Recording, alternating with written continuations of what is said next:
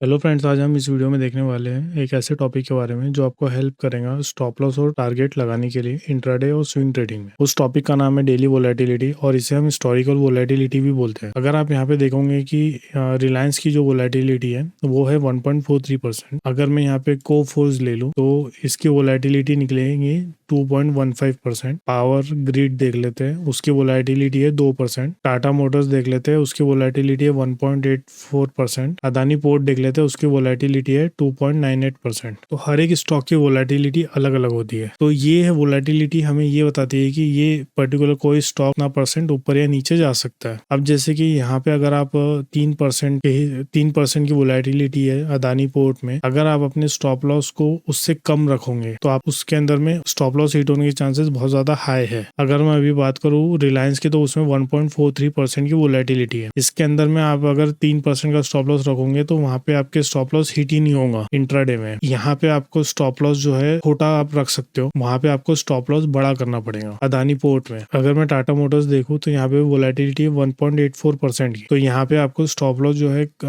मतलब कि अदानी पोर्ट में जो आप रख रहे हो उससे कम और जो रिलायंस है उससे ज्यादा रखना पड़ेगा। तो वोलेटिलिटी हमें ये बताती है कि कोई स्टॉक कितना ऊपर या नीचे जा सकता है, ठीक है, सेंटिमेंट में। तो अगर आप सब कुछ देख के सही डिसीजंस ले रहे हो कि जो शेयर है, शेयर का सेंटिमेंट ऊपर की तरफ रहेगा, आपके लेते ही हो सकता है कि वो नीचे की तरफ जाए। स्टॉक का रेट आप बहुत बार देखोगे नीचे जाता है, फिर आपके स्टॉप लॉस को टच करके ऊपर आ जाता है। वो इसलिए होता है क्योंकि आप वोलेटिलिटी के अंदर में आप अपना स्टॉप लॉस रखते हो। अगर वोलेटिलिटी के बाहर अगर अपना स्टॉप लॉस रखोगे, जैसे यहाँ पे 1.84 है, यहाँ पे अगर अपना स्टॉप लॉस 2% का रखोगे तो यहाँ पे आपके स्टॉप लॉस को हिट होने के चांसेस कम है। अगर आप अपना स्टॉप लॉस 1.84 के नीचे रखोगे तो वहां पे आपका स्टॉप लॉस हिट होने के चांसेस बहुत ज्यादा है। ये आपको हेल्प करता है स्टॉप लॉस को मैनेज करने के लिए, क्योंकि उसके पीछे रीजन ये है कि आपके लेते ही हो सकता है कि वो शेयर का रेट नीचे जाए, हो सकता है प्रोबेबिलिटी बहुत ज्यादा हाई हो इस चीज। तो कितना नीचे जा सकता है उस चीज के लिए ये वोलेटिलिटी है। सिर्फ आपका व्यू उस शेयर में सही होना चाहिए, क्योंकि शेयर जो रहता है या फिर कोई भी चीज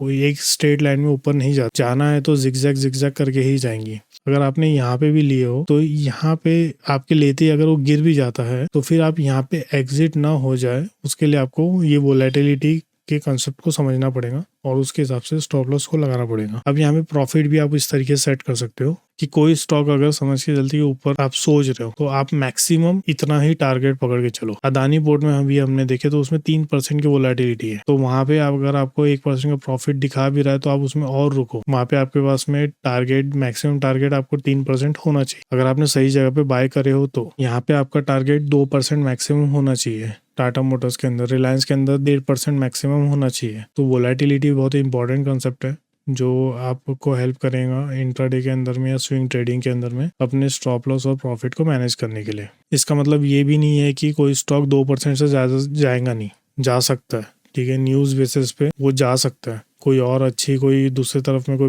अच्छी कोई न्यूज आ गई तो वो जा सकता। सिर्फ आपका मार्केट के फेवर में आप रहो, आप सिर्फ सही डायरेक्शन बैठे हो, पर डर होता है कि नीचे जाने का, तो नीचे कितना जा सकता है वो इम्पोर्टेंट है। आपके लेते ही नीचे कितना गिरेगा वो इम्पोर्टेंट होता है। अगर आपने नीचे लिए हो तो फिर अगर ऊपर कितना जाएगा वो इम्पोर्टेंट होता है। तो ये वोलेटिलिटी उसमें आपको हेल्प करेंगी। तो वीडियो आपको अगर पसंद आया तो आप लाइक कर दीजिए, शेयर करिए।